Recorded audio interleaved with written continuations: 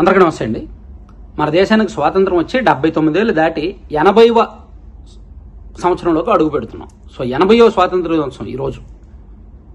సాధారణంగా స్వాతంత్ర దినోత్సవ సందేశాలంటే చాలా మంది చాలా రకాలుగా ఇస్తారు. ప్రధానమంత్రి నరేంద్ర మోదీ గారి దగ్గర నుంచి, నిన్న రాష్ట్రపతి ద్రౌపది ముర్ము గారి దగ్గర నుంచి, గ్రామ స్థాయి సర్పంచ్ వరకు, ఎంపీటీసీ వరకు, ఆ స్కూల్ హెడ్ మాస్టర్ వరకు అందరూ సందేశాలు ఇస్తారు. ఎస్, ఎవరి సందేశాలు వాళ్ళవి, అన్నీ కూడా వినాలి, విందాం. చిన్నప్పటి నుంచి వింటూనే ఉన్నాం సందేశాలు. కానీ ఏం మార్పు గమనించాం? నిరుడు ఎలా ఉందో ఇప్పుడు అలాగే ఉంటుంది, ఇప్పుడు ఎలా ఉందో రేపు అలాగే ఉంటుంది, వచ్చే సంవత్సరం అలాగే ఉంటుంది. కానీ ఎందుకో నాకు ఫస్ట్ టైం 79వ స్వాతంత్ర దినోత్సవానికి 80వ స్వాతంత్ర దినోత్సవానికి ఒక మార్పు కనిపించింది. ఆ మార్పు నా దేశ భవిష్యత్తు మీద నాకు భరోసా కల్పించింది. ఆ మార్పు ఆ దేశ యువతలో ఒక భవిత చూపించింది. అండ్ ఆ మార్పు ఖచ్చితంగా మన దేశ రాజకీయాలను మార్చబోతోంది, సామాజిక ఆర్థిక అంతరాలను తగ్గించబోతోంది అనిపించింది. ఇన్నాళ్ళు మన దేశంలో పరిస్థితి ఏంటి? పిరికితనం, భయం, మొహమాటం. ప్రశ్నించాలంటే, ఎదురెళ్ళి ప్రశ్నించాలంటే ఎవడు ఏమనుకుంటాడో, ఎవడు ఏం చేస్తాడో అనే భయం.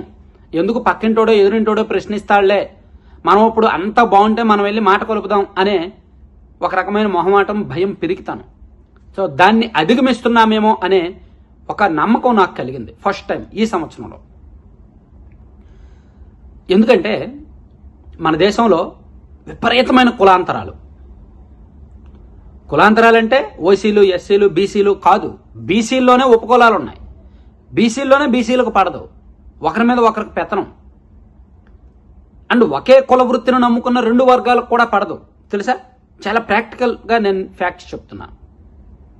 సో ఇక్కడ కులాల మధ్య అంతరం ఉంది, అంతర కులాల అంతరం కూడా ఉంది. వీటన్నింటినీ దాటుకొని మన దేశ నిర్మాణం బాగుంటుంది అనే నమ్మకాన్ని ఈ సంవత్సరం నాకు కల్పించింది. మన దేశంలో అవినీతి ఎక్కువ, విపరీతమైన అవినీతి. అవినీతికి ఏ ఒక్కరూ, ఏ వ్యవస్థ అతీతం కాదు.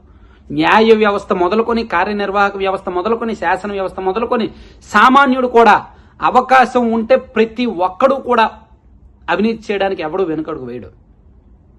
సో దొరకనంత వరకు దొరికితే దొంగ. అండ్ మన దేశంలో చెప్పుకున్నాం కదా, చాలా బలహీనతలు ఉన్నాయి, చాలా పిరికితనం ఉంది, చాలా భయం ఉంది, చాలా వెనుకబాటుతనం ఉంది, చాలా పేదరికం ఉంది. అన్నీ ఉన్నా సరే ఒక రాజకీయ నాయకుడి కింద బానిసగా బతికే కార్యకర్తలు కూడా మన దేశంలో ఎక్కువ మంది ఉన్నారు. కానీ అవినీతి పరులకు ఒకటే దేశం, బానిసలకు ఒకటే దేశం, భయం పిరికితనంతో మగ్గుతున్న వాళ్ళకి ఒకటే దేశం, ధైర్యవంతులకు ఒకటే దేశం, అట్టడుగున ఉన్న అల్ప కులానికి ఒకటే దేశం, ఎక్కడో పైన ఉన్న అధిక కులానికి ఒకటే దేశం, అంబానీ, అదానీ లాంటి వాళ్ళకి ఒకటే దేశం, కటిక పేదరికంతో ఉన్నవాడికి కూడా ఒకటే దేశం. అది మన భారతదేశం. సో అందరిలో ఉండేది అదే దేశభక్తి.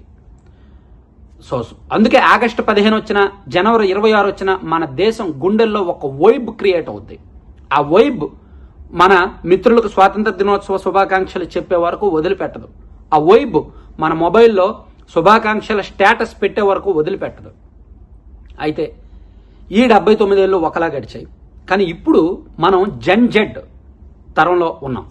జెన్ జెడ్ ఫుల్ ఫామ్లో ఉన్నారు, ఫుల్ ఫైర్ మీద ఉన్నారు. సో ఫస్ట్ టైం అండి ఒక ప్రధానమంత్రి కూడా భయపడేలా దేశ యువత గళమెత్తింది, గొంతెత్తింది. ఇప్పటి వరకు యువత ముందడుగు వేయాలన్నా వెనక తల్లిదండ్రులు వెనక్కి లాగేవాళ్ళు.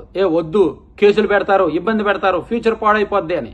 బట్ ఇప్పుడు తల్లిదండ్రులు కూడా స్వేచ్ఛనిచ్చేశారు. అందుకే యువత రోడ్డెక్కారు. అందుకే దేశం మారబోతోందేమో అనిపిస్తోంది. మన దేశ రాజకీయ వ్యవస్థ ఎంత చండాలం అంటే, చిన్నప్పటి నుంచి మనం పుస్తకాల్లో ఒకరిని హీరోగా చదువుకున్నాం. జాతిపిత, దేశానికి స్వాతంత్రం తెచ్చిన వ్యక్తులు వీళ్ళు అని చదువుకున్నాం. కానీ ఇక్కడ అధికారం మారిన తర్వాత అతను స్వాతంత్రం తెచ్చింది కాదు, అతనేమీ జాతిపిత కాదు, అతనేమీ హీరో కాదు, అతను ఒక రకంగా ద్రోహి, ఇదిగో మరో వ్యక్తి ఉన్నాడు, ఇతను బాగా ఫైట్ చేశాడు అని చెప్పి వేరే వ్యక్తిని ప్రమోట్ చేసే పరిస్థితులు వచ్చాయి. సో మనం అంటే కేంద్రంలో అధికారం మారే కొద్దీ, పాలకులు మారే కొద్దీ పిల్లల పాఠాలు మారిపోతున్నాయి, పిల్లల మెదళ్లలోకి ఎక్కించే అంశాలు మారిపోతున్నాయి, మన దేశ హీరోలు మారిపోతున్నారు. అది కాదు కదా మనకు కావాల్సింది. జెన్ జెడ్ మార్చాలి. తర్వాత రాబోతున్న జెన్ ఆల్ఫా తరానికి, ఆ తర్వాత రాబోతున్న తరానికి అద్భుతమైన దేశాన్ని అందించాలి. అలా అందించాలంటే నేను ఒక 3-4 చిట్కాలు చెప్తా. ఫస్ట్ రాజకీయాలను ద్వేషించొద్దు, రాజకీయాలను ప్రేమించండి, రాజకీయాలను ఇష్టపడండి, రాజకీయాల్లో చైతన్యవంతులుగా ఉండండి, రాజకీయాల్లో ప్రశ్నించండి. యువత దేశ రాజకీయాలను అసహించుకోవద్దు, రాజకీయ నాయకులను అసహించుకోవద్దు. మీ ఎమ్మెల్యే తప్పు చేస్తే మీరు అసహించుకోవద్దు, ప్రశ్నించండి. మీ ఊరు వస్తే అడగండి, అడిగి వీలైతే దాన్ని సోషల్ మీడియాలో పోస్ట్ చేయండి, వీడియో తీయండి, సోషల్ మీడియాలో పోస్ట్ చేయండి. మీరు నిజాయితీగా నిఖార్సుగా అడగండి, ఖచ్చితంగా మీకు తగిన సమాధానం దొరుకుద్ది, తగిన పరిష్కారం దొరుకుద్ది. సో గతంలో అది లేదు, కానీ ఇప్పుడు అది రాబోతోందని నాకు నమ్మకం ఉంది. గతంలో ఎమ్మెల్యే వస్తే చేతులు కొట్టుకొని అయ్యా బాబు అనుకునే వాళ్ళే ఎక్కువ, కానీ ఇప్పుడు ఎమ్మెల్యే మన ఊరు వస్తే మొబైల్ పట్టుకొని మనం మాట్లాడి మన సమస్యను పరిష్కరించే వరకు వెంటాడే తత్వం మనది. ఇటువంటి వాళ్ళు రావాలి, ఇటువంటి వాళ్ళు కావాలి. అందుకే ప్రతి ఒక్కరూ కూడా మీ గ్రామ సమస్యల పట్ల, మీ మండల సమస్యల పట్ల చైతన్యంగా ఉండండి. నేను మొన్న మా ఊర్లో, మా శ్రీకాకుళం జిల్లా బుడితి గ్రామంలో నాకు సన్మాన సభ ఏర్పాటు చేసినప్పుడు నేను ఒకటే చెప్పాను మా గ్రామ యువతకు, ఇప్పుడు అందరికీ కూడా అదే చెప్తున్నా. మీ గ్రామ సమస్యల మీద మీరు నెలకోసారి మాట్లాడుకోండి, చర్చించుకోండి, దానికి పరిష్కార మార్గాలు అన్వేషించండి, మీ అందరి మెదళ్లలో పెట్టుకోండి. సమయం సందర్భం కోసం వేచి చూసి దాన్ని వదలండి. మీ ఊరికి ఒక ప్రజాప్రతినిధి వచ్చినప్పుడు, మీ ఊరిలో ఎవరైనా పెద్ద వచ్చినప్పుడు, లేదా మీ ఊరి అంశం ఎక్కడైనా టాపిక్గా వచ్చినప్పుడు దాన్ని సోషల్ మీడియా వేదికగానో డైరెక్ట్గానో వదలండి. సో మన చేతికి ఒక పెద్ద ఆయుధం మన ఫోన్, మన మొబైల్ ఫోన్. ఒక పెద్ద ఆయుధం తెలుసా ఇది? మనం వ్యవస్థల మీద పోరాడడానికి, ఫైట్ చేయడానికి మనకేమి కత్తులు కటార్లు అక్కర్లా, మన మొబైల్ ఫోన్ చాలు. మనం చైతన్యంగా ఉంటే, మనం తెలివితేటలుగా ఉంటే, మనం నిజాయితీగా ఉంటే, మనం పోస్ట్ చేసే ఒక వీడియో సొసైటీలో మార్పు తీసుకొస్తుంది. సో అందుకే రాజకీయాలను ప్రేమించండి, రాజకీయాల్లో ప్రశ్నించడం అలవాటు చేసుకోండి, సమస్యల మీద చైతన్యంగా ఉండండి, సమస్యల మీద చర్చించండి, పరిష్కార మార్గాలు అన్వేషించండి, అన్నీ మీ మెదడులో పెట్టుకోండి. సమయం సందర్భం వచ్చినప్పుడు దాన్ని వాడండి. అలాగే దేశభక్తి అంటే సోషల్ మీడియాలో పోస్ట్ చేయడం వరకు పరిమితం కావద్దు, పన్ను చెల్లించాలి. చాలామంది ట్యాక్స్ ఎగ్గొడతారు. నాకు తెలిసిన వాళ్ళు, నా చుట్టూ ఉన్న వాళ్ళు చాలామంది లక్షలకు లక్షల కోట్లు సంపాదించి ట్యాక్స్ ఎగ్గొట్టే వాళ్ళు ఉన్నారు. నేను ఒక 30 మందిని చూసా, 32 మందిని చూసా. నేను మాట్లాడుతుంటా, నాకు క్లోజ్ సర్కిల్లో ఉంటారు, నేను వాళ్ళని మోటివేట్ చేయాలని చూస్తుంటా, బట్ వాళ్ళు ట్యాక్స్ నుంచి తప్పించుకుంటారు. అది పద్ధతి కాదు. మన ఆడిటర్కి మనం ఏం చెప్పాలి? నా అకౌంట్లు చూడు, ఎంత అనిపిస్తే అంత ట్యాక్స్ కట్టేయండి, ఎంత అనిపించినా పర్లా కట్టేయండి. అది మనం దేశాన్ని ప్రేమించడం. ఏదో స్వాతంత్ర దినోత్సవం వచ్చినప్పుడు మనం స్టేటస్ పెట్టుకోవడం కాదు దేశాన్ని ప్రేమించడం అంటే, శుభాకాంక్షలు చెప్పడం కాదు దేశాన్ని ప్రేమించడం అంటే. దేశానికి పన్ను కట్టాలి, అప్పుడు మనకి ఆయుధం వస్తుంది, మన గుండెలో ధైర్యం పెరుగుద్ది. అరే నా దేశానికి నేను పన్ను చెల్లిస్తున్నా, నేను ఏదైనా అడుగుతాను. అది ఇంపార్టెంట్. ఓటు వేయడం ఇంపార్టెంట్, చైతన్యంగా ఉండడం ఇంపార్టెంట్, అండ్ వీలైనంత వరకు చట్టాన్ని గౌరవించడం, ప్రజా ఆస్తిని కాపాడడం, అవినీతికి వ్యతిరేకంగా ఉండడం కూడా ఇంపార్టెంట్. ఇవన్నీ కూడా గుర్తుపెట్టుకోవాలి. అలాగే మన రాష్ట్రంలో కూడా భవిష్యత్తు బాగుంటుంది నేను అనుకోవడం. విశాఖపట్నంలో వస్తున్న పెట్టుబడులు చూసినా, అమరావతి రాజధాని నగర నిర్మాణం చూసినా, పోలవరం పనులు జరుగుతున్న తీరు చూసినా, ఇప్పటికిప్పుడు కాకపోయినా ఒక 5 ఏళ్ల తర్వాత అయినా సరే మన రాష్ట్రం బాగుంటుంది అనే నమ్మకం నాకు కలుగుతోంది. సో ఒక పాజిటివ్ వైబ్స్ అయితే ఫస్ట్ టైం నాకు నిండాయి. ఇన్నాళ్ళు నాకు ఎక్కడో ఒక అసంతృప్తి, ఒక అసమ్మతి. అంటే ఏంటి ఇలా ఉంది, అవినీతి పెరిగిపోతుంది, పేదరికంకి ఏమీ సొల్యూషన్స్ రావట్లేదు, వీళ్ళందరూ సెల్ఫ్ డబ్బాలు కొట్టుకుంటున్నారు అని. కానీ ఇప్పుడు ప్రశ్నించే ఒక తరం వచ్చింది, అదే జన్ జీ తరం. వాళ్ళు ప్రశ్నిస్తున్నారు, వాళ్ళు నిలదీస్తున్నారు, వాళ్ళు నిలబెడుతున్నారు, వాళ్ళు ఎదుటివాడిని గొక్క తిప్పుకొనివ్వకుండా సమాధానాలు రాబెడుతున్నారు. ఆ తరంతో మనం అడుగు వేస్తే చాలు.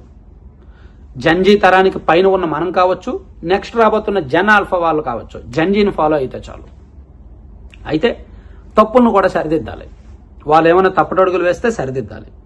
సో అందుకే నిజాన్ని వెతుకుదాం, నిజాయితీగా ఉందాం, మన దేశాన్ని ప్రేమిద్దాం, దేశాన్ని గౌరవిద్దాం, దేశ సమస్యల మీద ఫైట్ చేయడం ప్రారంభిద్దాం. ఎందుకంటే మన తల్లిదండ్రులు, వారి తల్లిదండ్రులు మనం ఏదైనా ప్రశ్నించాలంటే భయంతో ఉచ్చబోసుకునేవాళ్ళు. వద్దు, కేసు పెడతారు, లేదా ఇబ్బంది పెడతారు, లేదా మన ఇంటికి కరెంట్ ఆపేస్తారు, మన ఇంటికి నీళ్ళు ఆపేస్తారు, లేదా నిన్నేదైనా అంటారు అని భయపెట్టేవాళ్ళు, వెనక్కి లాగేవాళ్ళు. కానీ ఇప్పుడు వెనక్కి లాగేవారు లేరు, తల్లిదండ్రులు ప్రోత్సహిస్తారు. సో అందుకే తరం మారుతోంది, దేశం కూడా మారబోతోంది అనే నమ్మకంతో ఎందుకో స్వాతంత్ర దినోత్సవం సందర్భంగా ఈ వీడియో చేయాలనిపించి, ఒక సందేశం ఇవ్వాలనిపించి ఇచ్చాను. నచ్చితే మాత్రం మీకు క్లిప్స్ కట్ చేసి మీరు సోషల్ మీడియాలో స్టేటస్లుగా పెట్టుకోండి. ఈ స్ఫూర్తివంతమైన, ఎందుకంటే ఇది ఆచరించి తీరుదాం. నేను ఇన్ని చెప్తున్నాను కదా, నేనే ఆచరించానని మీకు అనిపించవచ్చు. Yes, I'm the tax payer. నేను చాలా ట్రాన్స్పరెంట్గా నా బ్యాంక్ అకౌంట్లో నా లావాదేవీలన్నీ కూడా నేను చూపించి ట్యాక్స్ ఎంత వస్తే అంత కడతా. అండ్ నిజాయితీగానే ఉంటా, నిఖార్సుగానే ఉంటా. యాక్చువల్లీ నేనున్న ప్రొఫెషన్కి నాకు బ్లాక్ మనీ విపరీతంగా సంపాదించవచ్చు. నాకున్న స్థాయికి, నాకున్న హోదాకి, నాకున్న ఈ చూశారు కదా నా సబ్స్క్రైబర్స్, నా వ్యూవర్స్కి విపరీతంగా సంపాదించవచ్చు. బట్ నేను ఆ దారికి ఎంచుకోదలుచుకోవాలి. ఎంచుకుంటే నేను ఇలా మాట్లాడలేను, చులకనైపోతాను. నా ఆత్మగౌరవాన్ని ఎవరికో తాకట్టు పెడతాను. అది నాకు ఇష్టం లేదు. అందుకే ఇంత ధైర్యంగా, ఇంత స్ట్రైట్గా మాట్లాడగలుగుతున్నా, ఇంత కాన్ఫిడెంట్గా మాట్లాడగలుగుతున్నా. సో ప్రతి ఒక్కరూ ఇలా ఉండడానికి ట్రై చేద్దాం. అవకాశాలు కొదవే లేదు. నిజాయితీగా, నీతిగా డబ్బు సంపాదించడానికి కూడా చాలా మార్గాలే ఉన్నాయి. Thank you.